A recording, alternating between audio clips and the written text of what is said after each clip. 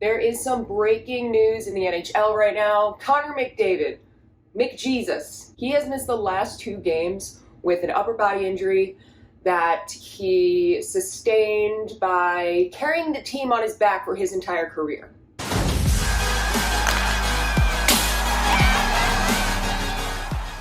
What's up, guys? Welcome back to the Glove Drop. Last night, the New York Rangers had their 3rd game of their 5-game road trip. They were coming off of 2 wins, so they had that nice dub over Seattle, they got that nice dub over Calgary, and now it's time to take on the Edmonton Oilers. The Oilers don't have McDavid.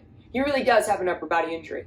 My back would hurt too. The Edmonton Oilers, when Connor McDavid is not on the ice, are significantly worse. They have 0 depth on this team, and the stats literally show it.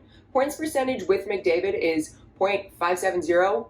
Points percentage without McDavid is .461. So there's a huge drop in that. And there's a 10% drop in power play percentage when McDavid is not on. So the Edmonton Oilers, as we've all known forever, are literally just McDavid and that's it. Not that bad for the Rangers last night. And it really was not that bad at all because the New York Rangers did come up with a 3-0 win. That makes their streak 3. 3 games is a streak. 2 games is a streak, but we got it up to 3, and the Rangers did have another ridiculous second period. In the last few games, the Rangers have scored 2 in the second period against Seattle, 3 in the second period against Calgary, and in this game, all 3 goals that the New York Rangers scored were all in the second period. So second period's looking pretty spicy lately, and I love it. So going into last night's game, the Rangers were coming off of a 3-1 win over Calgary, and the Oilers were coming in off of, ready for this? A 4-7 loss to Minnesota. Now, all right, those, it's not unheard of, but let's put it this way. The Edmonton Oilers were up 3-2 going into the second intermission, and the Minnesota Wild scored 5 goals in the 3rd period. I feel like they just didn't show up. Obviously, McDavid wasn't playing, but 5 goals? Really? I would be so rattled. Last night's crowd for the Rangers was just that. The boos were flying, and they were not directed at the Rangers. They were directed at their own team. People in Edmonton are pissed. But let me get into these goals really quickly and some stuff that happened near the game. First period, that's usually where we start, right? Yeah, first period, Rangers come out, and things are looking really good. There's no goals scored in the first period, but we're seeing certain players stepping up, one of which is Artemi Panarin. I said this was his redemption season, and this better be his redemption season. And the way he was playing last night and in the past games before that has shown me, okay, everything might be okay. He is no longer doing that dancing around with the puck, holding on to it just too long before he can get a shot off, or holding it on just short enough to make a terrible pass. He has been taking shots and he's been getting the puck off of his stick really quickly, and we're seeing him all first period doing that. And Skinner in net for the Oilers was getting pelleted with shots. First period, there were no goals scored, but then we get into the second period. 2.5 minutes into the second period, Warren Foegele gets a high-sticking call on Alexis Lafreniere. That was a stupid call, too. Not that it was not the right call, it was a stupid penalty.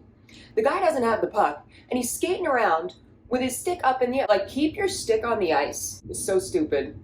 The lineup for the power play was Panarin, Fox, Trocheck, Kreider, and Zibanejad. They were moving the puck great, and we saw Panarin do exactly what we all knew he could do if he just pulled his head out of his ass. So Panarin does a great job of protecting the puck as he's coming in on this power play. He knows that there's a dude behind him. He has full control over it, and then he puts down a really, really nice back pass to Vinny Trocheck. Trocheck sends it across, and Adam Fox gets the puck in the back of the net. Waiting for this chance opportunity. Look at it's a wide open net. He goes bar down, too. You love that. You love to see that. So this extends Artemi Panarin's point streak to 7 games. That's 2nd in the league. And Adam Fox now has points in the last 6 of 7 games. And this puts the Rangers in a great spot to keep it going, which is exactly what they do. Braden Schneider gets his first goal of the season. I love seeing how much more offensive-minded our defense has become, and the depth is in there too. It's not just Miller. It's not just Trouba. Braden Schneider gets it up, and this kid's got such a hell of a shot. You'll see. It's hard to tell on that play whether or not it comes all the way out, but he buries it.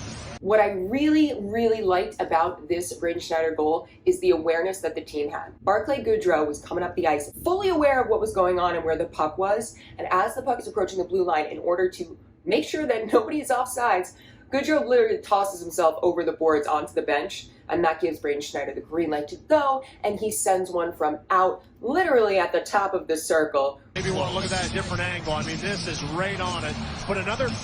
So after the Rangers are up 2-0, we start to see, one, the crowd completely out of the game, and two, some of their players, like Evander Kane, coming out and being much more aggressive. Kane was throwing some pretty hard hits. I guess he was trying to get something going, but nothing comes of that.